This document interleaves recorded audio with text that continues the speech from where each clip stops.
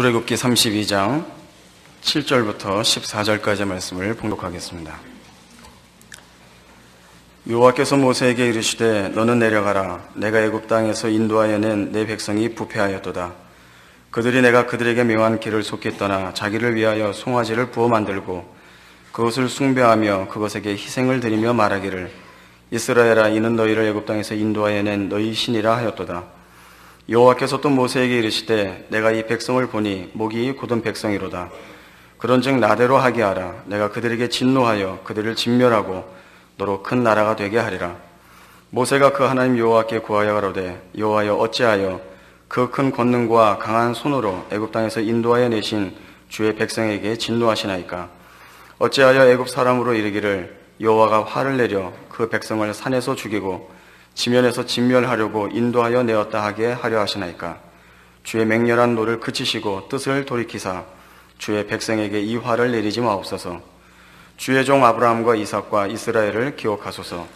주께서 주를 가리켜 그들에게 맹세하여 이르시기를 내가 너희 자손을 하늘의 별처럼 많게 하고 나의 허락한 이 온 땅을 너희의 자손에게 주어 영영한 기업이 되게 하리라 하셨나이다.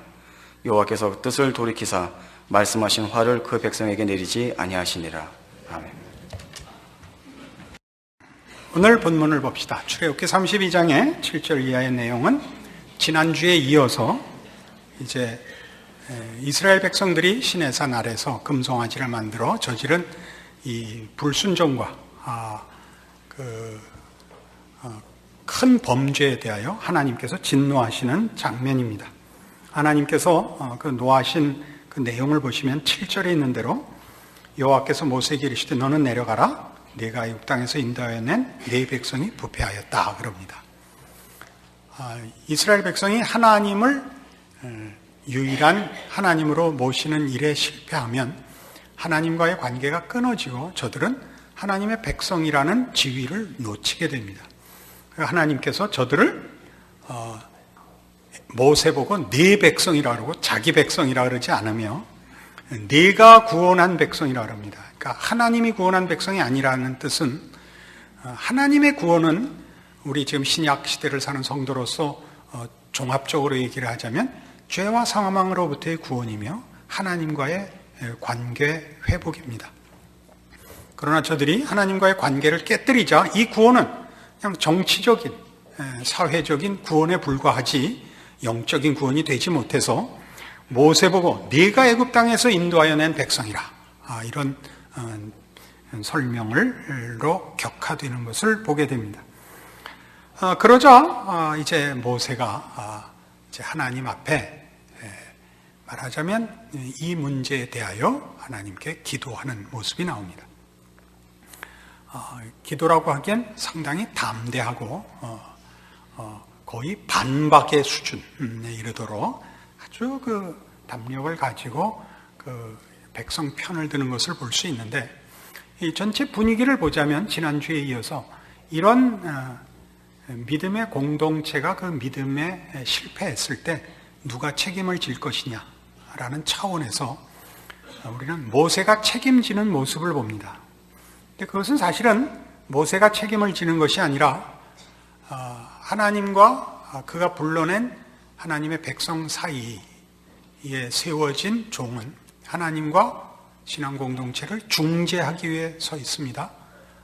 그 화목을 위해서, 그 관계를 유지하기 위해서 서 있는데 그것은 백성들이 선출하는 것이 아니라 하나님이 세우시는 것이고 하나님이 세운다는 뜻은 하나님이 그 책임을 지신다는 뜻이라 이렇게 지난주에 말씀드렸습니다. 그러니까 지금도 모세가 이 중재를 나서지만 모세가 하는 것이 아니고 모세의 일종의 경외심을 갖고 한 표현이지만 일종의 반박 속에 그 내용이 들어있습니다. 하나님이 책임지셔야 됩니다 라는 내용이 들어있습니다. 첫째는 뭐냐 하면 하나님께서 이 백성을 불러내실 때 이 백성만 구원하자는 게 아니고 세상의 모든 인류를 구원하자고 이스라엘 백성을 제사장 국가로 세운 것 아닙니까? 그러면 제사장 국가로 세운 이 백성이 실패한다면 세계를 향한 세상 모든 민족을 구원하시겠다는 하나님의 뜻은 어떻게 성립됩니까? 라는 것이 첫 번째 말하자면 반박이고 두 번째 반박은 13절에 있는 것 같이 주의 종 아브라함과 이삭과 이스라엘을 기억하소서. 주께서 주를 가리켜 그들에게 맹세하셨습니다. 하나님이 이 일을 작정하시고 이루시는 모든 근거가 당신의 은혜로우심과 자비하심과 신실하심에 있습니다. 이 백성의 잘못으로 인하여 하나님이 하나님 되심을 중단하실 수도 없고 하나님 되심을 변경시킬 수 없습니다. 이 모세의 이 뭐라 그래야 됩니까? 반박이라 그러면 좀 너무 심하고 하여튼 이 답변에 대하여 하나님께서 14절에 여호와께서 뜻을 돌이키사 말씀하신 화를 그 백성에게 내리지 아니하시니라, 이런 결론을 도출해냅니다. 사실 구약 성경에서 제일 중요한 사건이 무엇이냐 그러면 아브라함을 부르신 사건이 가장 중요한 사건일 것입니다. 그리고는 이 하나님께서 뜻을 돌이키신 이 어찌 보면 변심하시고 변덕을 부리신 이 사건이 그와 버금가는 중요한 사건으로 이해되어야 할 것입니다. 왜냐하면 우리는 하나님의 영원하심과 하나님의 진실하심을 논할 때 종종 그것을 기계적으로 이해합니다. 그러나 성경이 증언하는 바는 하나님은 후회도 하시고 또 이렇게 뜻을 돌이키기도 하신다 하는 사실을 우리가 성경에서 얼마든지 만날 수 있는데, 이러한 사실들은 하나님이 그의 백성들을 인도해 가시는 신앙의 과정에서 하나님이 우리의 형편과 반응과 수준에 따라 융통성을 가진다라는 사실을 보여주고 있습니다. 그래도 그건 융통성 치고는 좀 너무 심한, 우리의 기대와 좀 다른 하나님의 그런 작전의 변경, 계획의 변경 같은 것으로 오해될 수 있습니다. 이건 그런 뜻이 아니고 여기에서의 하나님의 양보는 사랑과 관계된 것이고 그의 약속을 이루시기 위한 진실하심과 관계되는 것입니다. 이 뜻을 이해하기 위해서 열왕기상 3장에 찾아가 봅시다. 구약성경 515페이지입니다. 열왕기상 3장 16절입니다. 우선 이 내용의 배경을 이해할 필요가 있습니다. 솔로몬이 왕이 될 때 하나님이 그에게 나타나 무엇을 원하는가라고 물었습니다. 솔로몬이 지혜를 구했고, 그래서 이제 솔로몬이 지혜를 얻어서 그 얼마나 깊은 지혜를 갖고 있는가가 모든 국민들에게 알려진 대표적인 사건을 여기 기록하고 있습니다. 때에 창기 두 계집이 왕에게 와서 그 앞에 서며 한 계집은 말하되 내 주여, 나와 이 계집이 한 집에서 사는데 내가 저와 함께 집에 있으며 아이를 낳았더니 나의 해산한 지 3일에 이 계집도 해산하고 우리가 함께 있었고 우리 둘 외에는 집에 다른 사람이 없었나이다. 그런데 밤에 저 계집이 그 아들 위에 누움으로 그 아들이 죽으니 저가 밤중에 일어나서 계집종 나의 잠든 사이에 내 아들을 내 곁에서 가져다가 자기의 품에 누이고 자기의 죽은 아들을 내 품에 누였나이다. 미명에 내가 내 아들을 젖먹이려고 일어나 본즉 죽었기로 내가 아침에 자세히 보니 내가 낳은 아들이 아니더이다 하매, 다른 계집은 이르되 아니라 산 것은 내 아들이요 죽은 것은 내 아들이라 하고, 이 계집은 이르되 아니라 죽은 것이 내 아들이요 산 것이 내 아들이라 하며 왕 앞에서 그와 같이 쟁론하는지라. 왕이 가로되 이는 말하기를 산 것은 내 아들이요 죽은 것은 내 아들이라 하고, 저는 말하기를 아니라 죽은 것이 내 아들이요 산 것이 내 아들이라 하는도다 하고, 또 가로되 칼을 내게로 가져오라 하니 칼을 왕의 앞으로 가져온지라. 왕이 이르되 산 아들을 둘에 나눠 반은 이에게 주고 반은 저에게 주라. 그 산 아들의 어미 되는 계집이 그 아들을 위하여 마음이 불붙는 것 같아서 왕께 아뢰어 가로되 청컨대 내 주여 산 아들을 저에게 주시고 아무쪼록 죽이지 마옵소서 하되, 한 계집은 말하기를 내 것도 되게 말고 네 것도 되게 말고 나누게 하라 하는지라. 왕이 대답하여 가로되 산 아들을 저 계집에게 주고 결코 죽이지 말라. 저가 그 어민이라 하매 온 이스라엘이 왕의 심리하여 판결함을 듣고 왕을 두려워하였으니 이는 하나님의 지혜가 저의 속에 있어 판결함을 범이더라. 사건 내용은 이해하시겠죠? 그러니까 생모 쪽에서는 애를 반으로 나눌 수는 없는 것입니다. 자기가 기르지 못할지언정 죽이게는 할 수 없으니까 양보하는 것입니다. 그것이 부모의 심정입니다. 안 그렇습니까? 우선 살려야죠. 하나님께서 우리를 다스리시는, 또 우리를 인도하시는 가장 중요한 대원칙이 뭐냐? 우리를 일단 살려야 되는 겁니다. 그래야 우리를 뭘 만들죠. 그러니까 하나님이 양보하시는 것을, 뜻을 돌이키셨다, 마음을 바꿨다라고 얘기하는 것이지, 그것이 하나님이 우리에게 하나님 노릇하고 우리에게 진실한 분으로서의 자신의 본질을, 속성을 바꿨다는 뜻은 결단코 아닙니다. 근데 이 문제는 보다 깊이 우리에게 어떤 이해를 주는 내용이냐 하면, 서두에도 말씀드린 바와 같이 솔로몬이 왕이 될 때 그에게 나타나신 하나님이 그에게 뭐든지 요구하라 했을 때 솔로몬이 지혜를 요구했다고 했습니다. 이 지혜를 요구했다는 게 무슨 뜻이냐 하면, 정치적, 사회적, 경제적, 교육적 이런 차원의 지혜가 아니고 훨씬 영적인 것입니다. 이스라엘은 신종 국가였고 하나님이 통치하시는 나라입니다. 왕은 하나님의 통치를 실현시키는 종으로서 세움을 받았지, 일반 왕국의 왕같이 자기가 국가의 주인으로서 그 위에 앉아 있는 것이 아니었습니다. 그래서 이제 나중에 여러분이 열왕기상을 읽어보시면 솔로몬이 이 요구를 할 때 뭐라고 앞에 덧붙이냐 하면,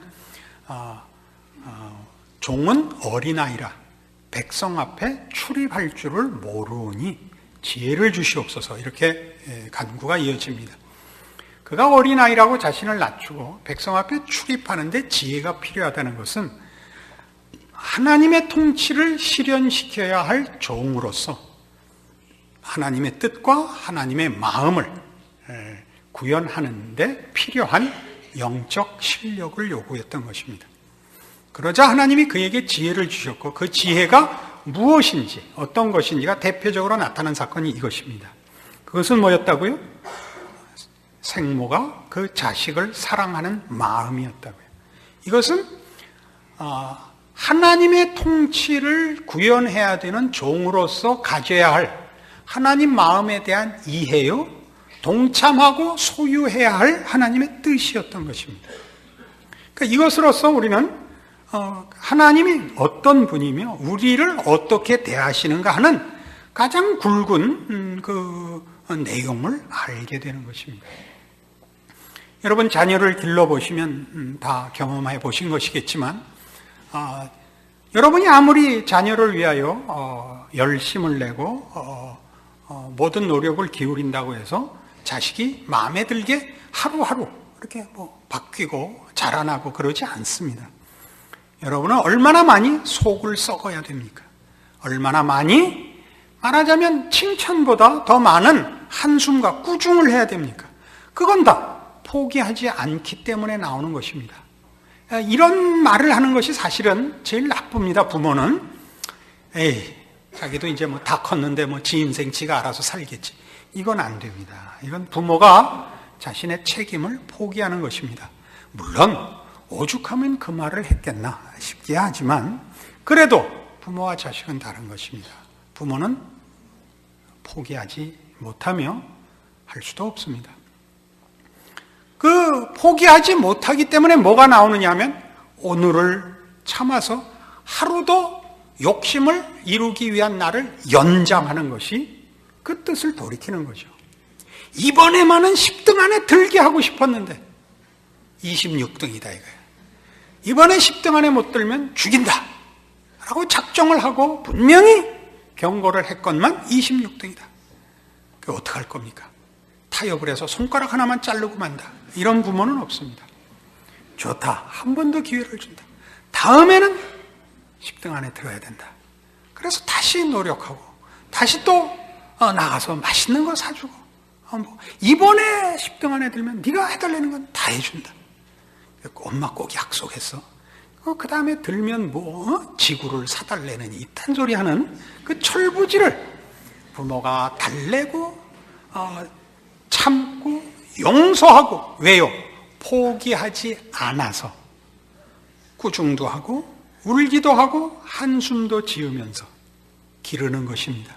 그것이 하나님께서 그 마음을 바꾸시면 그 그 뜻을 돌이키신다는 표현이 가지는 엄청난 우리의 하나님으로서의 하나님 되심을 포기하지 않고 중단하지 않고 이루어내시고야만은 우리의 하나님에 대한 성경의 설명입니다.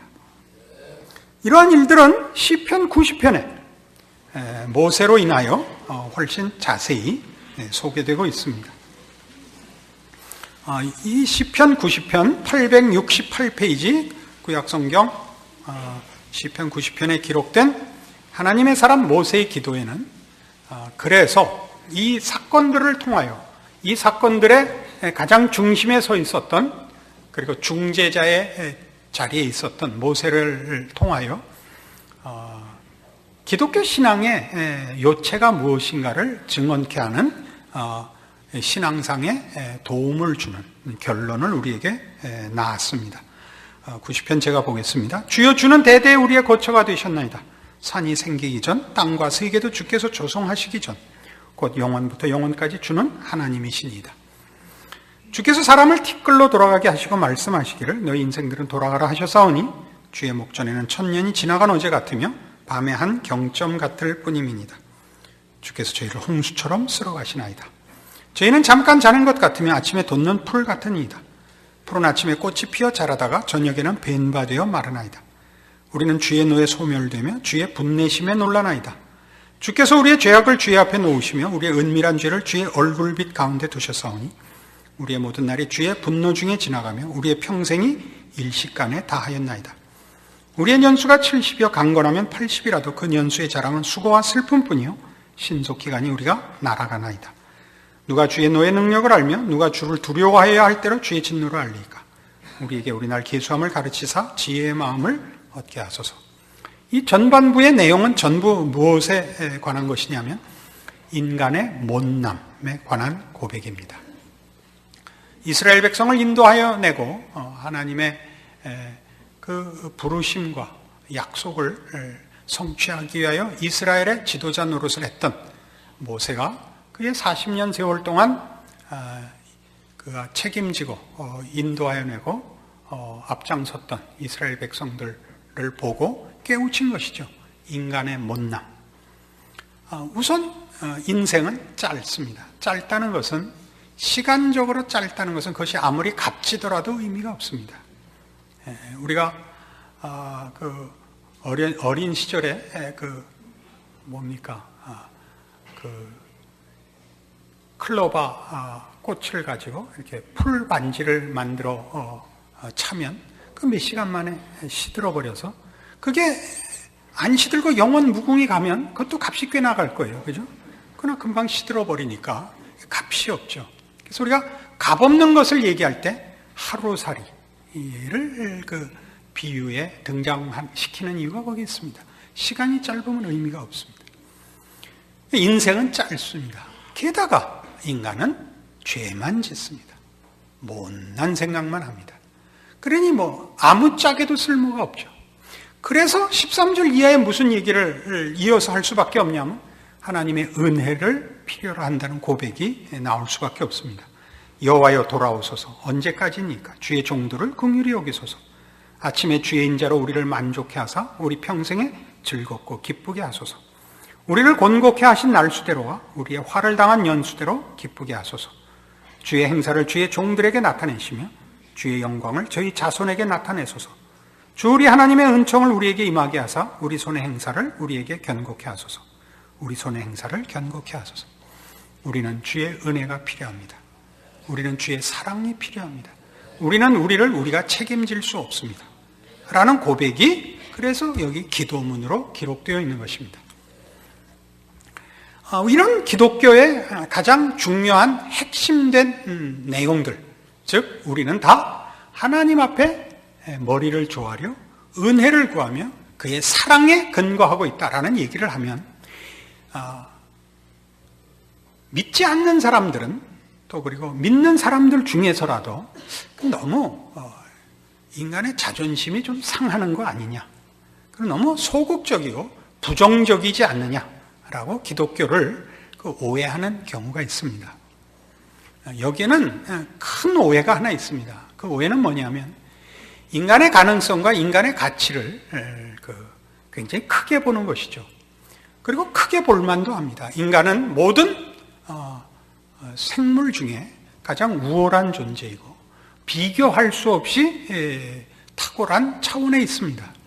우리는 인격을 가지고 있으며 도덕성이 있으며 그 예술과 문화를 만들어내고 과학 문명을 일으킨 존재들입니다.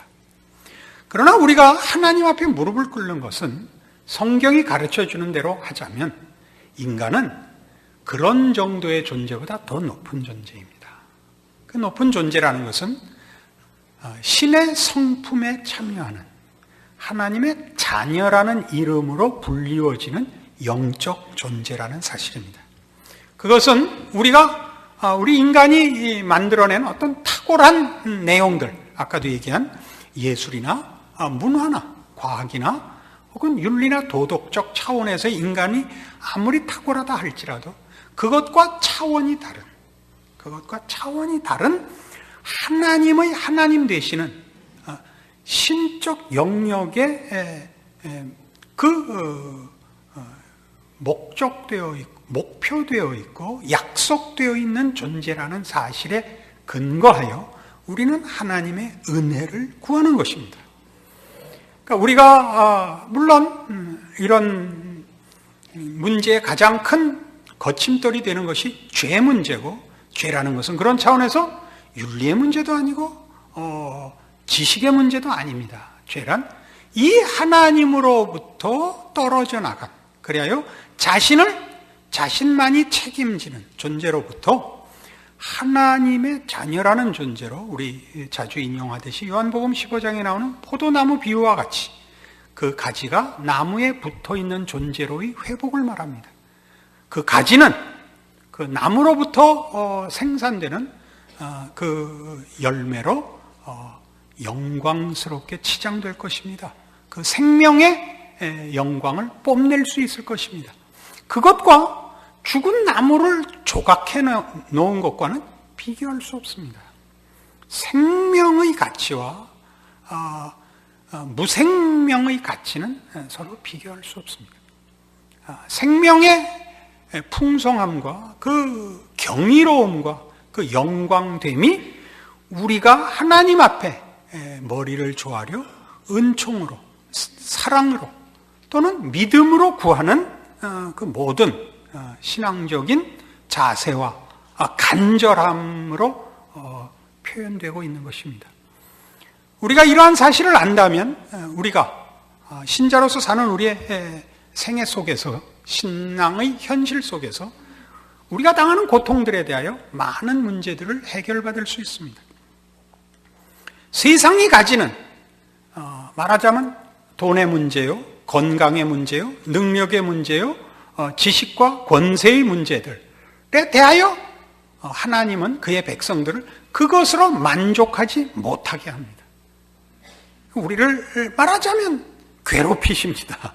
그렇게 따지자면 그것은 괴롭히자는 것이 아니라 그것이 궁극적인 목표가 되고 가치가 되는 것을 금하는 것입니다. 여러분, 예전 어렸을 때 학교 다니던 시절을 생각해 보십시오.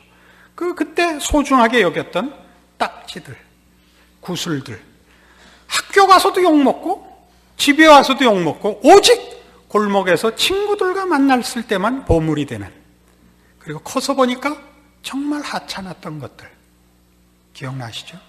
지금 하나님이 거기에 우리 목숨을 걸지 못하게 하기 때문에 신자의 인생은 상당히 고단합니다.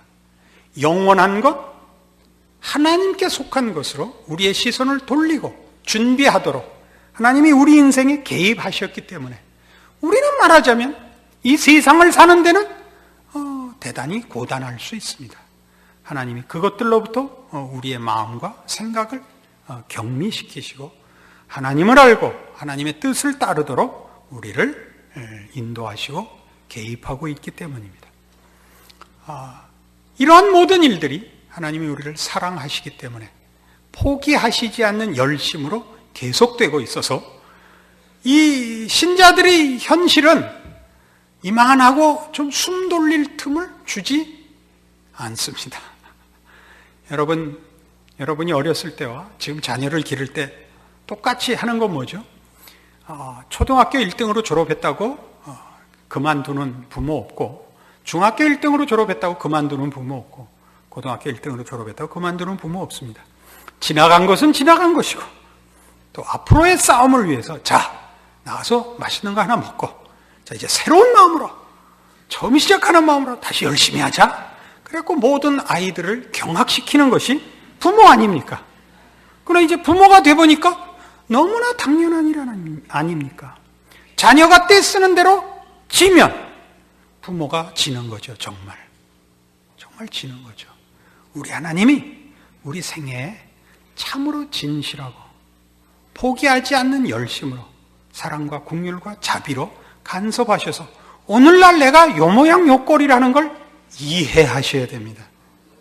거룩한 것을 이루시기 위하여 그리하는 줄 아시고 참으로 감사함으로 나를 포기하시지 않고 나를 외면하시지 않는 하나님의 사랑 앞에 항복하시고, 그 믿음으로 여러분의 믿음을 굳게 잡아 여러분의 모든 생애에 걸쳐 인도하시는 하나님과 동행하는 신자의 기쁨을 누리시는 여러분의 신앙의 승리가 있기를 바랍니다. 기도하십시다. 하나님 아버지의 은혜를 감사합니다. 하나님이 우리 아버지시고 우리를 놓지 아니하시며 영원한 사랑으로 우리를 다스린다는 사실에 감사합니다. 우리로 깨우침을 주시며 우리의 날개수함을 알게 하사 지혜의 마음을 주사 우리가 이 세상의 것 잠시 사는 곳에서의 헛된 것에 시선 뺏기지 말고 마음 뺏기지 말고 하나님의 인도하심과 가르치심에 마음을 모으고 순종하여 신앙의 승리를 이루고 하나님이 우리를 향하여 가지신 뜻이 성취되는 기적의 삶을 사는 복된 자녀들 되게 하여 주시옵소서. 예수님 이름으로 기도합니다.